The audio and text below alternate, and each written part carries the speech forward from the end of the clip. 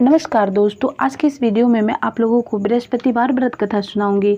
तो चलिए कथा को शुरू करते हैं। भारतवर्ष में एक प्रतापी और दानी राजा राज करता था। वह नित्य गरीबों और ब्राह्मणों की सहायता करता था, परंतु यह सब बात उसकी रानी को अच्छी नहीं लगती थी। वह न गरीबों को दान देती और न ही भगवान का पूजन करती थी, और राजा को भी दान देने से मना किया करती थी। एक दिन राजा शिकार खेलने वन को गए हुए थे, तो रानी महल में अकेली थी।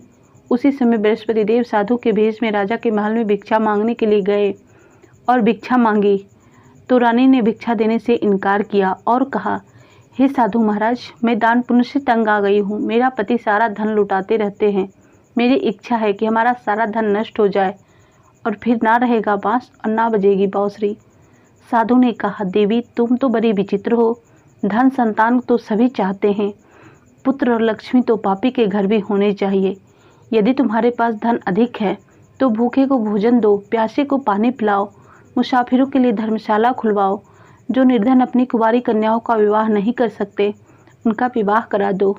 ऐसे और कई काम हैं जिनके करने से तुम्हारा यश लोक परलोक में फैलेगा। परंतु रानी पर उपदेश का कोई प्रभाव न पड़ा। वह बोली, महाराज आप मुझे कुछ न समझाएं। मैं ऐसा धन नहीं चाहती जो हर जगह बांटती फिरूं। साधु ने उत्तर दिया, यदि तुम्हारी ऐसी इच्छा है तो तथा अस्तु। तुम ऐसा करना कि बृहस्पतिवार को घर लीपकर पीली मिट्टी से अपना सिर धोकर स्नान करना, कपड़ा धोबी के यहाँ धुलने देना। ऐसा करने से तुम्हारा धन नष्ट हो जाएगा। इतना कहकर साधु महाराज वहाँ से अंतर्ध्यान हो गए। साधु के बताए अनुसार कई बातों का पूरा करते हुए रानी को केवल 3 बृहस्पतिवार ही बीते थे, उसकी समस्त धन संपत्ति नष्ट हो गई। भोजन के लिए भी राजा का परिवार तरसने लगा। तब एक दिन राजा ने रानी से बोला, हे रानी तुम यही रहो, मैं दूसरे देश को जाता हूँ, क्योंकि यहाँ पर मुझे सभी लोग जानते हैं, इसलिए मैं यहाँ कोई छोटा कार्य नहीं कर सकता। ऐसा कहकर राजा प्रदेश चला गया। वह वहाँ जंगल से लकड़ी काट कर लाता और शहर में बेचता। इस तरह अपना जीवन व्यतीत करने लगा। इधर राजा के प्रदेश जाते ही रानी और दासी दुखी रहने लगे।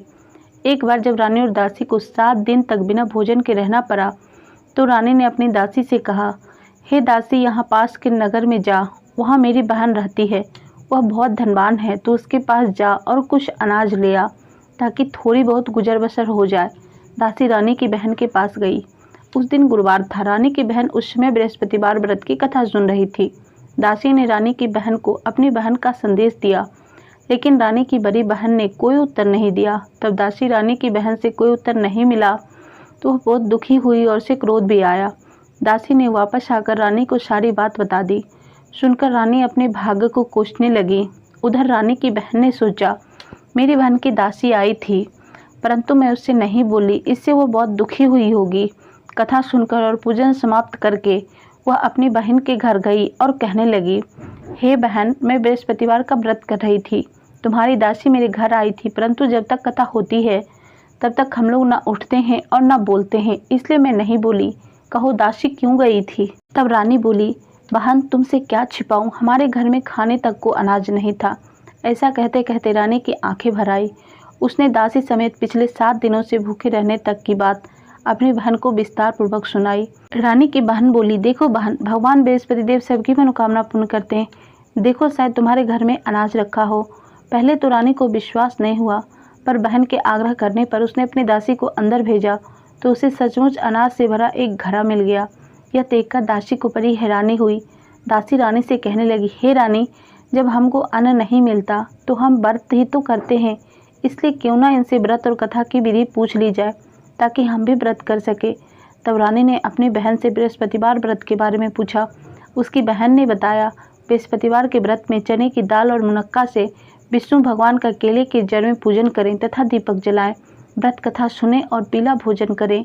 बृहस्पतिदेव भगवान प्रसन्न होते हैं। व्रत और पूजन की विधि बताकर रानी की बहन अपने घर लौट गई।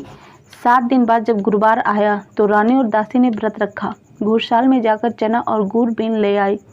फिर उसने केले की जड़ तथा विष्णु भगवान का पूजन किया। अब पीला भोजन कहाँ से आए, इस बात को लेकर दोनों बहुत दुखी थे। चूँकि उन्होंने व्रत रखा था, इसलिए बृहस्पतिदेव उनसे प्रसन्न थे।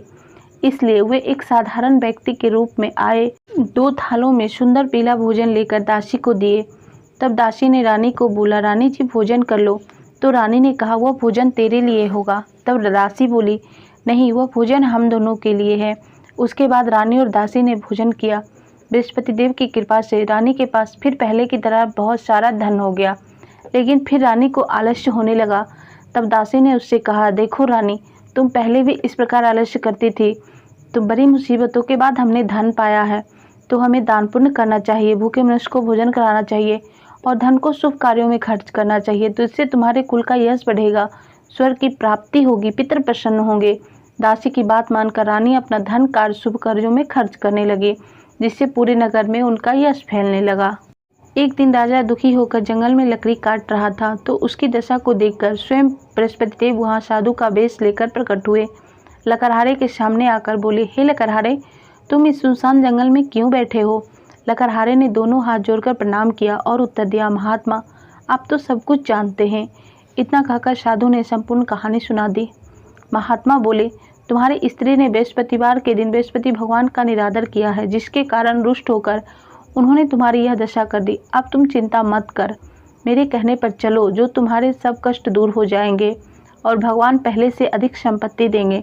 तुम बृहस्पतिवार के दिन कथा किया करो, 2 पैसे के चने मुनक्का लाकर उसका प्रसाद बनाओ, शुद्ध जल से लोटे में शक्कर मिलाकर अमृत तैयार करो। कथा के पश्चात अपने सारे परिवार और सुनने वाले प्रेमियों में अमृत एवं प्रसाद बांटकर आप भी ग्रहण करो।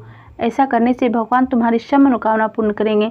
साधु के ऐसे वचन सुनकर लकड़हारा बोला, हे प्रभु, मुझे लकड़ी बेचकर इतना पैसा नहीं मिलता जिससे मैं भोजन करने के उपरांत कुछ बचा सकूं। मैंने रात्रि में अपनी रानी को व्याकुल देखा, मेरे पास कोई साधन नहीं जिससे मैं खबर पा सकूं। साधु ने कहा, हे लकड़हारे, तुम किसी बात की चिंता मत करो। बृहस्पति देव के दिन तुम रोजाना की तरह लकड़ियाँ लेकर शहर जाओ, तुम्हें रोज से 2 गुना धन प्राप्त होगा, जिससे तुम भाली भांति भोजन कर लोगे और बृहस्पति देव की पूजा का सामान भी आ जाएगा। इतना कहकर साधु अंतर ध्यान हो गए। धीरे धीरे समय व्यतीत होने पर फिर बृहस्पतिवार का दिन आया। लकड़हारा जंगल से लकड़ी काटकर किसी शहर में बेचने गया। उस दिन और दिनों से अधिक पैसा मिला। राजा ने चना गुड़ आदि लाकर गुरुवार का व्रत किया। उस दिन से उसके सभी क्लेश दूर हो गए। परंतु जब दोबारा गुरुवार का दिन आया तो बृहस्पतिवार का व्रत करना भूल गया। इस कारण बृहस्पति भगवान नाराज हो गए। उस दिन उस नगर के राजा ने विशाल यज्ञ का आयोजन किया था। शहर में घोषणा करवा दी, कोई भी मनुष्य अपने घर में भोजन ना बनावे और ना ही आग जलावे। समस्त लोग मेरे यहाँ भोजन करने आवे। इस आज्ञा को जो ना मानेगा उसको फांसी की सजा दी जाएगी। राजा की आज्ञा अनुसार शहर के सभी लोग भोजन करने गए, लेकिन लकड़हारा कुछ देर से पहुंचा, इसलिए राजा उसको अपने साथ घर में लिवा ले गए और ले जाकर भोजन करा रहे थे। तो रानी की दृष्टि उस खूंटी पर पड़ी जिस पर उसका हार लटका हुआ था। वहाँ दिखाई नहीं दिया। रानी ने निश्चय किया, मेरा हार इसी मनुष्य ने चुरा लिया है। उसी समय सिपाहियों को बुलाकर उसको कारागार में डलवा दिया।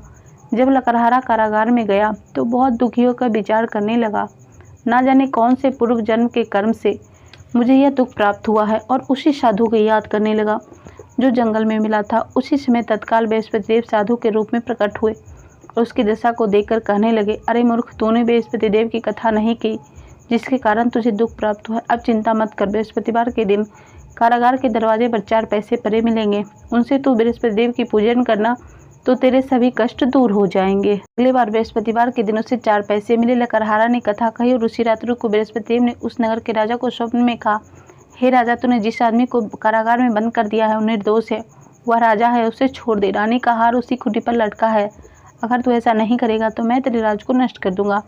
इस तरह रात्रि के स्वप्न को देखकर राजा प्रातःकाल उठा और खूंटी पर हार देकर लकड़हारे को बुलाकर क्षमा मांगी तथा लकड़हारे को योग सुंदर वस्त्र आभूषण देकर विदा कर दिया। बृहस्पति देव की आज्ञा अनुसार लकड़हारा अपने नगर को चल दिया। जब राजा नगर के निकट पहुंचा तो उसे बड़ा ही आश्चर्य हुआ। नगर में पहले से अधिक बाग, तालाब, कुएं तथा बहुत सी धर्मशालाएं, मंदिर आदि बने हुए थे। राजा ने पूछा, यह किसका बाग और धर्मशाला है? तब नगर के सब लोग कहने लगे, यह सब रानी और दासी द्वारा बनवाए गए हैं। तो राजा को आश्चर्य हुआ और गुस्सा भी आया। जब रानी ने यह खबर सुनी कि राजा आ रहे हैं तो उन्हें दासी से कहा, हे दासी, राजा हमको कितनी बुरी हालत में छोड़ गए थे, हमारी ऐसी हालत देखकर वह लौट ना जाए, इसलिए तू दरवाजे पर खड़ी हो जा। आज्ञा अनुसार दासी दरवाजे पर खड़ी हो गई। राजा आए तो अपने साथ लिवा लाई। तब राजा ने क्रोध करके अपनी रानी से पूछा, यह धन तुम्हें कैसे प्राप्त हुआ? तब उन्होंने कहा, हमें यह सब धन बृहस्पति देव के व्रत के प्रभाव से प्राप्त हुआ है। राजा ने निश्चय किया, 7 रोज बाद तो सभी बृहस्पति देव का पूजन करते हैं, परंतु मैं दिन में रोज 3 बार कथा कहूँगा और रोज व्रत किया करूँगा। अब हर समय राजा के दुपट्टे में चने की दाल बंधी रहती थी। दिन में 3 बार कथा खाता था। एक रोज़ राजा ने विचार किया, चलो अपनी बहन के यहाँ हो आवे। इस तरह निश्चय कर राजा घोड़े पर सवार होकर अपनी बहन के यहाँ चलने लगा। मार्ग में उसने देखा कुछ आदमी एक मुर्दे को लिए जा रहे हैं। उन्हें रोककर राजा कहने लगा, अरे भाइयों, मेरे बृहस्पति देव की कथा सुन ले। वे बोले, लो, हमारा तो आदमी मर गया, इसको तो अपनी कथा की परी है। परंतु कुछ आदमी बोले, अच्छा कहो, हम तुम्हारी कथा सुनेंगे। राजा ने दाल निकाली और कथा कहनी शुरू कर दी। जब कथा आधी हुई तो मुर्दा हिलने लगा और जब कथा समाप्त हुई तो राम राम करके मनुष्य उठकर खड़ा हो गया। आगे मार्ग में उसे एक किसान खेत में हल चलाता मिला। राजा ने उसे देखकर उससे बोला, अरे भाई, तुम मेरे बृहस्पतिवार की कथा सुन लो। किसान बोला, जब तक मैं तेरी कथा सुनूंगा तब तक चारा रहिया खेत जोत लूंगा, जा अपनी कथा किसी और को सुनाना। इस तरह राजा आगे चलने लगा। राजा के हटते ही बैल पछाड़ खाकर गिर गए तथा किसान के पेट में बहुत जोर से दर्द होने लगा। उस समय उसकी माँ रोटी लेकर आई। उसने जब यह देखा तो अपने पुत्र से सब हाल पूछा। बेटे ने सभी हाल कह दिया। बुढ़िया दौड़ी दौड़ी उस घुड़सवार के पास गई और उससे बोली, मैं तेरी कथा सुनूंगी, तू अपनी कथा मेरे खेत पर चलकर ही कहना। राजा ने बुढ़िया के खेत पर जाकर कथा कही, जिसको सुनते ही बैल उठकर खड़ा हो गया। किसान के पेट का दर्द भी बंद हो गया। राजा अपनी बहन के घर पहुंचा। बहन ने भाई की खूब मेहमानी की।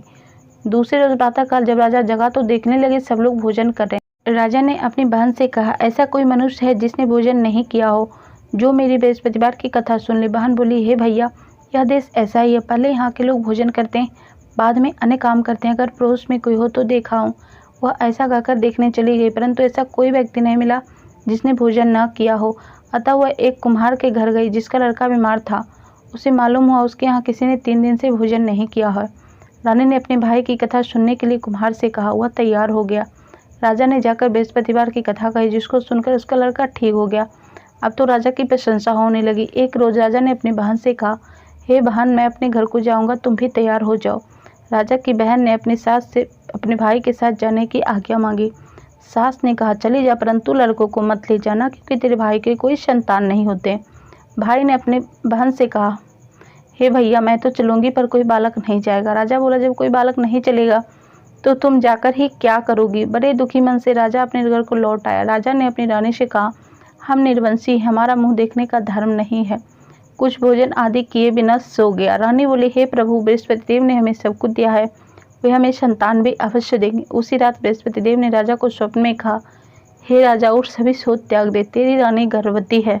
राजा को यह बात सुनकर बहुत खुशी हुई। 9वें महीने रानी के गर्भ से एक सुंदर पुत्र पैदा हुआ।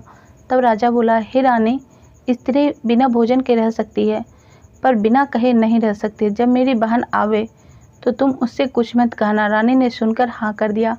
जब राजा की बहन ने यह शुभ समाचार सुना तो बहुत खुश हुई तथा बधाई लेकर अपने भाई के यहाँ आई। तभी रानी ने कहा, घोड़ा चढ़कर नहीं आई, गधा चढ़ी आई। राजा की बहन बोली, भाई, इस प्रकार मैं ना कहती तो तुम्हें औलाद कैसे मिलती। बृहस्पति देव ऐसे ही हैं, जिसके मन में जो मनोकामना रहती है सभी को पूर्ण करते हैं। जो सद्भावना पूर्वक बृहस्पतिवार का व्रत करता, पढ़ता अथवा सुनता और दूसरों को सुनाता है, बृहस्पति देव उसकी सभी मनोकामनाएं पूर्ण करते हैं। प्रेम से बोलो, बृहस्पति देव की जय, लक्ष्मी माता की जय, गुरु महाराज की जय। दोस्तों, अगर ये वीडियो पसंद आया हो तो कमेंट बॉक्स में गुरु महाराज की जय जरूर लिखना। आज के वीडियो में इतना, मिलते हैं नेक्स्ट वीडियो में, तब तक के लिए धन्यवाद।